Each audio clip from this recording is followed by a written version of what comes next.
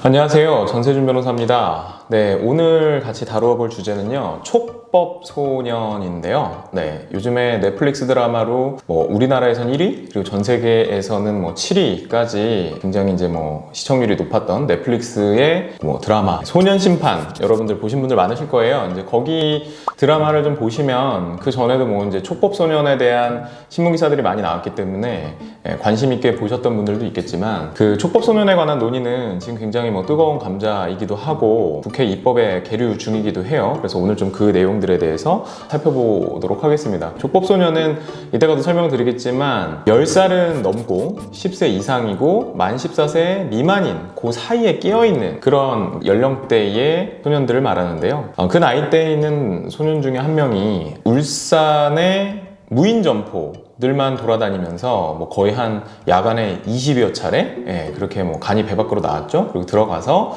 결제 시스템 같은 데 열어가지고 현금이 들어가 있으면 현금을 뺏어서 간다든지 하는 그런 절도 혐의로 대략 합계 한 700만 원 정도 그 정도를 훔친 혐의로 건이 되었죠. 근데 그 과정에서 경찰이나 이렇게 뭔가 잡혔을 거잖아요. 근데 잡히고 나서도 자기가 촉법소년인 걸 알고서는 굉장히 저항하고 막말을 했다라는 이야기가 있어요. 그리고 또 촉법소년들이 여중생을 강간을 해서 그 강간 피해자였던 여중생이 뭔가 스스로 극단적인 선택을 하는 그런 매우 안타까운 일들도 있었죠. 사실 촉법소년들이 저지르는 범죄가 뭔가 굉장히 흉악범죄고 강력한 범죄인 살인, 강간 이런 것들은 촉법소년이 저지르는 그 범죄 전체를 놓고 본다면 대략 한 1% 정도밖에 되지는 않아요. 그렇지만 1%라고 하더라도 강력범죄는 강력범죄이고, 또 그런 것들이 이제 언론에서 노출이 되다 보니 사람들 입장에서는 야, 사람을 죽여도 처벌이 되지 않아? 이게 말이 돼? 라는 그런 법이 있어? 라고 깨닫게 되는 그런 일들이 벌어지고 있죠. 그래서 여러 가지 이제 사회적 공분들이 쌓이다 보면 법은 개정될 수밖에 없겠죠. 그 법원에 따르면요, 우리가 이제 소년범이라고 해서 그 19세 미만을 소년이라고 그래요. 19세 이상은 우리가 보통 성년이라고 하잖아요. 그래서 그 미만 범죄자들 중에서 10살 이상 14살 미만인 그 나이 또래의 범죄자인 경우에 그 경우를 이제 촉법소년 사건이라고 부른단 말이에요.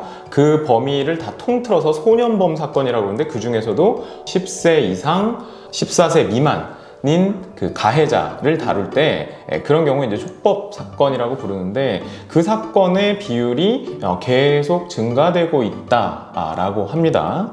그러니까 사실 촉법소년이라는 게 10세 이상 14세 미만인데 형법이 제정된 1953년도에 제정이 됐는데 그 이후로 한 번도 바뀐 적이 없다고 그래요. 그래서 지금 대통령 당선자 윤석열 당선인의 경우에도 14세에서 12세로 낮추겠다. 과거에 비해서 나이에 비해 상당히 성숙하고 또 인터넷이나 이런 걸 통해서 정보도 빨리 얻고 하다 보니 과거에 좀 순진하다? 순수하다? 이런 표현이 맞는지는 모르겠지만 뭔가 어린 나이에 너무나도 많은 경험을 하게 되다 보니 범죄에 또 노출되는 경우도 상당히 많고요. 사실 오징어 게임이라든지 이런 것들도 연소자 관람 불가지만 초등학생, 중학생 할 거 없이 오징어 게임 열풍이 불었잖아요. 그러니까 그런 것들을 다 보고, 물론 그걸 보니까 그것을 따라 하게 된다라는 게 완벽한 인과관계가 있는 것은 아니지만, 어찌됐든 저런 일들이 있다라는 거를 영상을 통해서 아주 어렸을 때부터 접하게 되면 범죄를 저지를 가능성이 높아지는 거는 너무나 당연하겠죠. 뭔가 흉내를 낼 수가 있잖아요. 그쵸? 그러니까 어떤 범죄를 저지르려는 마음이 있어도 뭔가 모방하게 되고 더 잔혹하게 될 수가 있게 되는 것이죠. 자, 그래서 여러분들 촉법소년은요 10세 이상 14세 미만을 말하고요. 그러면 10세 미만은 어떻게 되느냐? 아무것도 처벌받지 않아요. 네, 여러분들이 10살 미치다라고 하면 9살, 8살 이런 친구들은 어떠한 문제가 발생을 하더라도, 문제를 일으키더라도 처벌받지 않습니다. 자, 그 다음에 이제 촉법소년이라고 불리는 10세 이상 14세 미만의 경우에는요, 소년법에 따라서 가장 중하게 처벌할 수 있는 것이 소년원에 2년 동안 보내는 거예요.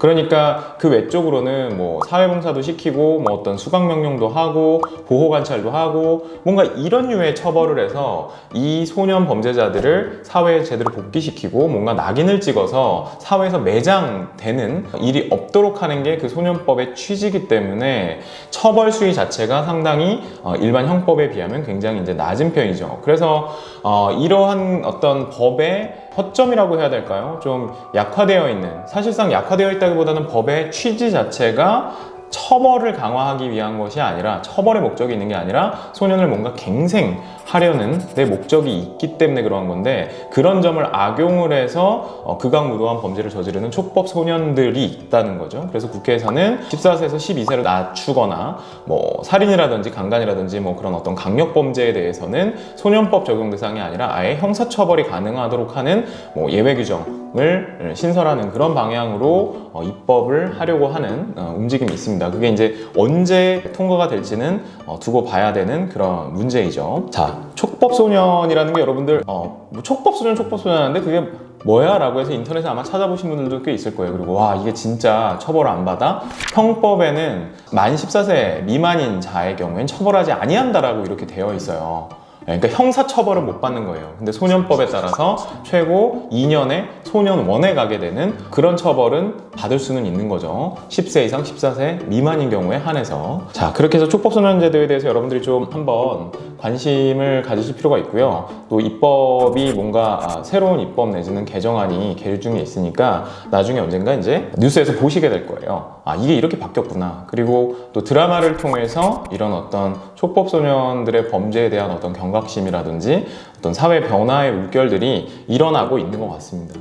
사실 그 범죄 내용을 보면 굉장히 화가 나고 공분을 사기에 충분한 일들이 많아요. 그러니까 저게 무슨 애야, 저런 애들도 강력하게 처벌을 해야지 라고 여론이 많이 형성이 될 수가 있는데, 법이 그렇다고 무조건 다 성인하고 비슷하게 다 처벌하는 방향으로 갈 수가 없는 이유가, 어찌됐든 사회적인 경험이 좀 어른에 비해서는 떨어지고, 그래서 사리 분별력이 좀 덜한, 그리고 자기의 어떤 자신의 그런 어떤 분노를 참는 그런 어떤 힘, 그런 것들이 분명히 약한 건 사실이기 때문에, 그리고 또 너무 어린 나이에 형사 전과를 만들어 버리게 되면 사회적으로 살아가는 것이 굉장히 어렵잖아요. 그래서 그런 부분들을 종합적으로 고려를 해서 뭔가 법률 내에서는 뭔가 조화를 꾀하려고 하는 것들이니까요. 야, 네가 그 촉법소년 그 가해자의 피해를 본 니네 가족 중에 누가 하나 그렇게 피해를 봤다면 네가 그딴 식으로 얘기할 수 있어? 라고 하시는 분들도 있을 거예요. 물론 저도 마찬가지입니다. 저도 마찬가지예요. 그런 피해자가 됐다면 참을 수가 없겠죠.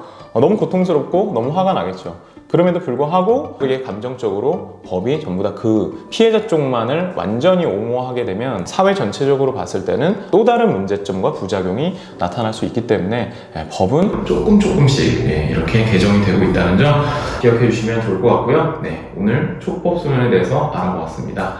이 정도로 하고 저는 또 다른 콘텐츠로 찾아뵙도록 하겠습니다. 감사합니다.